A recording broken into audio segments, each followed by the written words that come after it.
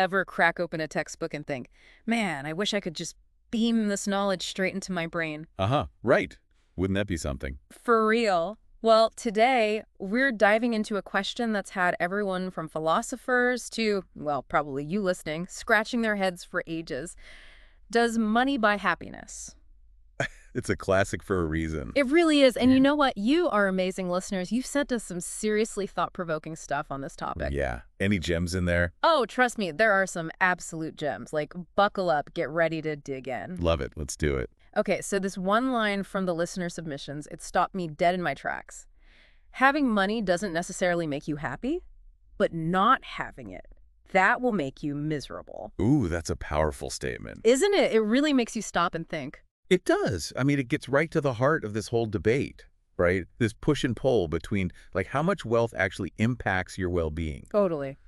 On the one hand, just imagine, right? Financial security. That's huge. No more stressing about bills, about making ends meet.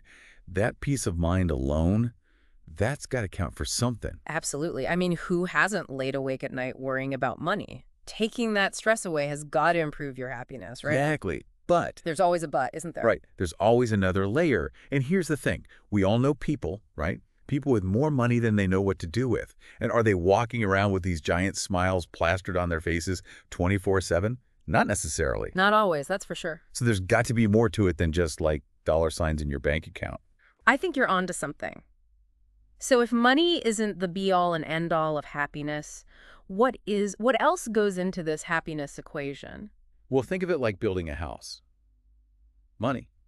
That's your foundation. It's essential. You can't build without it.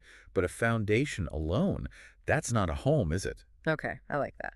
So money's the foundation. What are some of those other, let's call them building blocks, that we need to create a truly happy life? Well, researchers have found a few key ingredients that seem to be pretty universal. Yeah. Things like, strong relationships, really feeling connected to the people in your life, and a sense of purpose, having something that makes you feel like you're making a difference. That makes a lot of sense. And feeling in control of your own life, like Yeah. you're calling the shots, you're not just being tossed around by fate. Interesting. So it sounds like, if I'm hearing you right, that while money can definitely relieve a lot of stress and worry, focusing too much on chasing those dollars, could actually backfire when it comes to happiness. Yeah, there's definitely a balance, right? If you're sacrificing those other things, those other building blocks we talked about, just to earn more and more money, well, that can come at a cost. Studies have shown, for example, that people who put a high value on quality time with loved ones, people who are actively nurturing their relationships, those people tend to report being happier overall. So the takeaway here, and I think it's a big one, is that for everyone listening, this isn't just some theoretical conversation. It's about figuring out what truly matters in your own W life. Exactly. This isn't about judging anyone else's choices. It's about taking a look inward, asking yourself some tough questions. Like, are you chasing financial security at the expense of, say, those close relationships? Are you putting off hobbies you love or things that give you a sense of purpose, all in the name of earning more?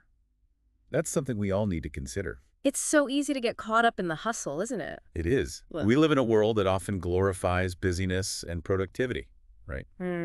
But maybe, just maybe, true wealth isn't about how much is in your bank account, but about how rich your life is in experiences and connections in purpose. Food for thought. I love that. Absolutely. We often get so caught up in what we LCK that we forget to appreciate all that we have, and maybe, just maybe, that shift in perspective, that's where real happiness begins. That's a fantastic note to end on. Really something to think about. I think so. To all our listeners out there, thank you for joining us for this deep dive. Until next time. See you then.